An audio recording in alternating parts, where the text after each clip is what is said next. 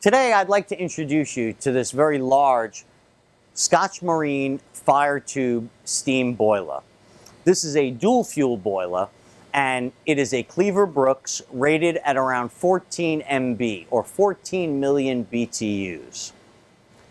Let's take a look at some of the components in the order that they would start as this boiler begins its cycle.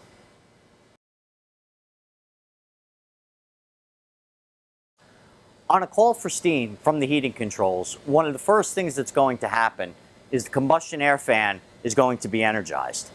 This fan is going to draw air in from this room and blow it through the combustion chamber to purge it of any combustibles that may be present in there from the previous cycle.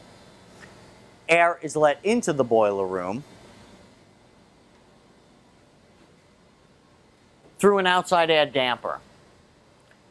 This damper motor will also be energized at the same time the fan is to open up this damper and allow combustion air to enter into the boiler room. The switch up above it, a proving switch, will actually send the signal and prove to the burner that air has been opened into the boiler room for the combustion process.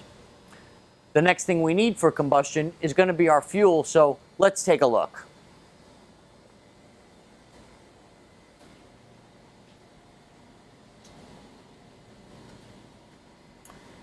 This is our main gas line and our gas train.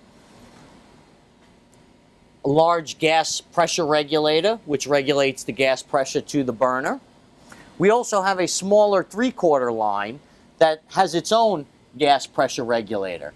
This is for the gas pilot. Regardless of which fuel you're using, natural gas or any of the fuel oils, a natural gas pilot is going to be used to light up that fuel. We have a high and low gas pressure safety.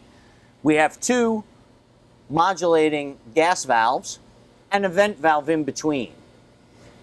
This vent valve is used to vent any gas that may get trapped between the 2 motorized valves during the off cycle.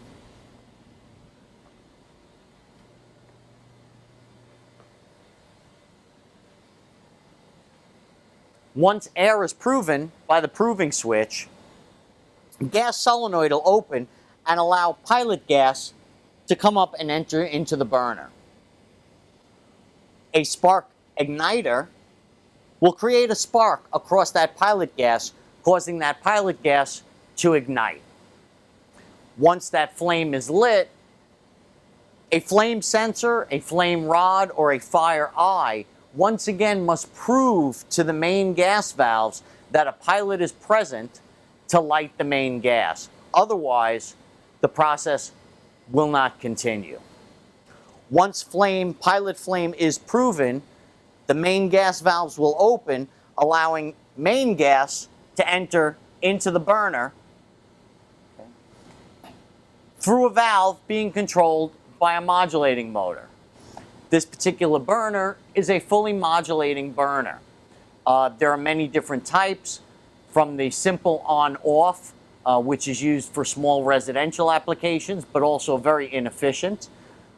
You can have a high and low fire boiler, meaning it has 2 capacities, usually with 2 gas valves or a 2-step gas valve. A fully modulating burner, which is controlling the air-to-fuel ratio with 1 modulating motor. Or you can have even higher efficiency burners, which use individual modulating motors on the fuel valve and on the air to get a very precise match on the air-to-fuel ratio, significantly increasing the combustion efficiency. Once main gas is lit, this modulating motor is going to modulate that air-to-fuel ratio based on the demand. As the steam pressure goes up, the modulating motor will reduce the fire.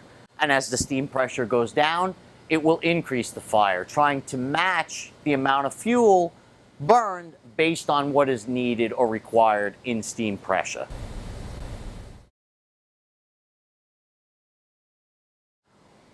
Once main gas is lit and the boiler is fired and in operation, the gases of combustion, or the leftover from the burned fuel, get sent through the fire tubes. They pass through the boiler and transfer their heat to the water that's surrounding those tubes in our Scotch Marine boiler.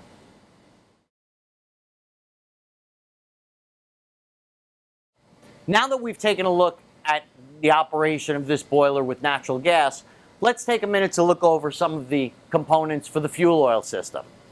There may be times where the utility will ask you, if you have a dual fuel boiler, to come off natural gas to reduce their demand and operate your boiler on your fuel oil. This number 2 fuel oil is being pumped over from the fuel oil tank. It's passing through some strainers, over to the burner, to the main oil pump. This oil pump is discharging and pressurizing that oil and sending it into the burner, where it is actually mixing with compressed air to increase the pressure and provide air for combustion. This air and fuel mixture is then sent into the burner and lit by the same natural gas pilot, just as the natural gas was lit previously. Those gases of combustion, once again, travel through the fire tubes and pass their heat to the water that's surrounding those tubes.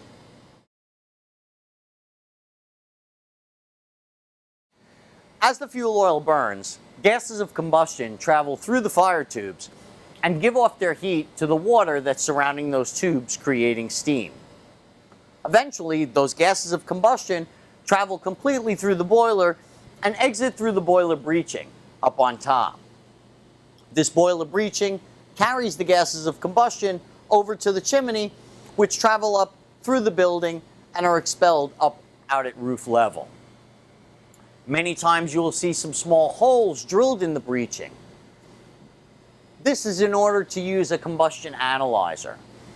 For operators and analysts alike, a combustion analyzer is a necessary tool in order to see the combustion efficiency of your boiler. Using a combustion analyzer is going to help the analyst make informed decisions about options on increasing efficiency of the boiler. So understanding the combustion process is critical to efficient boiler operation.